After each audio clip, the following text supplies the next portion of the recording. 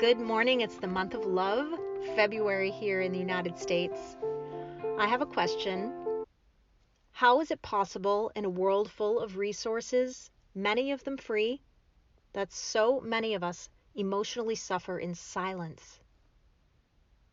And I'm putting myself in this category today, by the way, because in those times when I'm going inward, it's not always because I'm growing or connecting and doing it in a healthy way. It's when I'm beating myself up.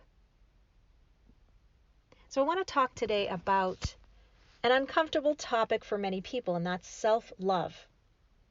I know it's poo-pooed.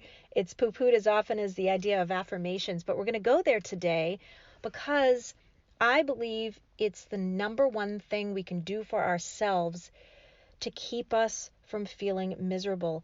And not just that, but to help us create the kind of life with our families and our customers that we envision, but maybe aren't successfully experiencing because we're in silent suffering. So what does it mean to love ourselves? Maybe we think that we're considered selfish if we go there. There's a real fear of being judged as selfish or even silly by a lot of people. And maybe that's your fear today. And I get it. I don't know if you remember the character Stuart Smalley on Saturday Night Live. If you haven't seen that character, just go to YouTube. I'm giggling now because it is hilarious. And it really is making fun of self-love and those affirmations that can really help to bring us out of a place of misery. Comedy's great when we are looking at things that aren't comfortable to talk about. But today I want to be a little bit serious about it because right now, according to the American Psychological Association, we are in a mental health crisis. We are in a stress epidemic worldwide, according to the American Institute of Stress. And I think if we keep ignoring what's around us, I believe it has nothing to do with the resources that are available. It has to do with our level of resourcefulness to imagine something new for ourselves, to go in and uncover what it means to be self-loving, to be self-caring. I want to say that this is a contemplative discussion. I don't attempt to become your instant therapist. If you are in a place where you can't get out of bed, life is extremely difficult for you in the way of caring for your family, I need you to pick up the phone, call a therapist now, reach out to someone. In any case, this is to help us feel less alone. We are human beings, and I don't believe enough of us are talking about the mental anguish we're going through, the emotional suffering that we tend to do in silence because of fear of judgment, because of fear of rejection. I'm also not here to convince you to love this topic. If it makes you feel uncomfortable, I get it. It makes me feel uncomfortable to this day. I'm a caregiver, I think, by nature, and I'm used to taking care of everyone, and I tend to just go and get things done, and I'm not necessarily naturally tied to my self-care. But if it makes you feel any better, it's not naturally easy for us to love ourselves. There's a John, I don't know if I'm pronouncing this correctly, John Amadio, PhD, from Psychology Today, who says that scientists tell us our brains have a negativity bias. If you're listening to this, you've probably heard that before, but there's a chance you haven't. So I just want you to know, we are not normally positive human beings, and we are programmed to be on defense, and in self-protection mode. We want to make sure there is nothing dangerous that we have to deal with. And sometimes, unfortunately, when we are rejected, for example, by people, that becomes an extremely hard thing to move through. And have you also noticed there's a tendency for some of us to get stuck in a familiar place of hurting? Have you noticed it's easier to stay put in a position of silent shame, for example, And I don't know if it's like this for you, but I feel this squeeze in my heart and sometimes that curdling in my stomach when I have that fear of judgment that comes in, where I imagine people finding out that this is how I'm feeling. It's a real thing, and we sit with that in silence and wrenching suffering.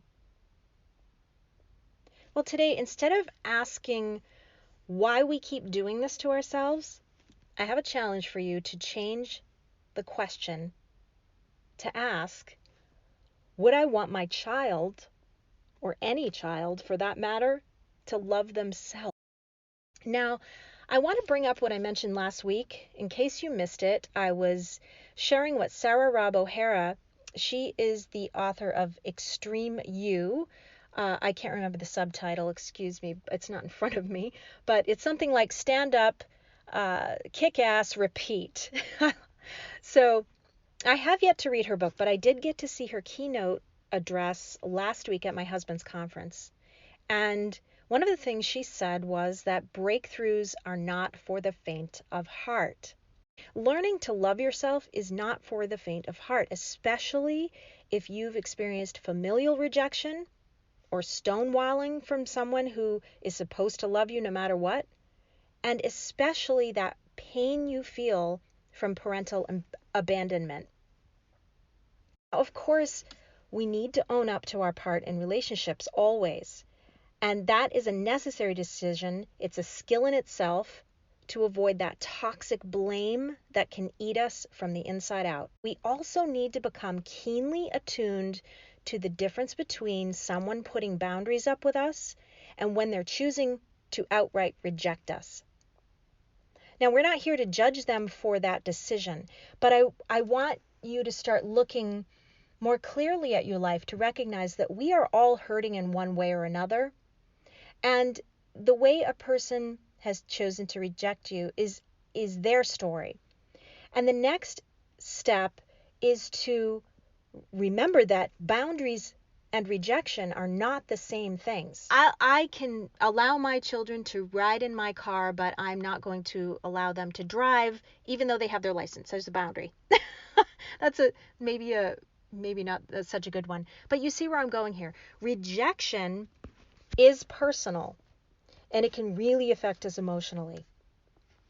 And this, my friends, is where self-love needs to step in to review your values, because you cannot change people's way of handling their inner fears or what they've put on you. I'm going to share with you my core value as a mother, which is that I accept my family no matter what, and there is never a chance of fear of abandonment because I won't allow that. We're allowed to make mistakes. We're allowed to say things we didn't mean. But one of the agreements is that we do our best to improve daily communication with each other. And where we fail, and we do many times over, do not allow rejection or abandonment to come to the table. Now, I know it might sound simple, but it took a deep dive into therapy many years ago, and even today, along with my coaches, to learn to ask myself better questions. It was no longer about thinking I had to fix myself. And that was the message I heard inside of myself as people left me. Today, and for many years now, it's been about how to flourish. And to do that is to build a foundation based on self-love. And that journey, as I said, is about asking new and better questions of yourself so that you can maintain your emotional well-being. One more thing that Sarah Robb O'Hagan said when it comes to rejection. She said, rejection is the beginning, not the end of your direction.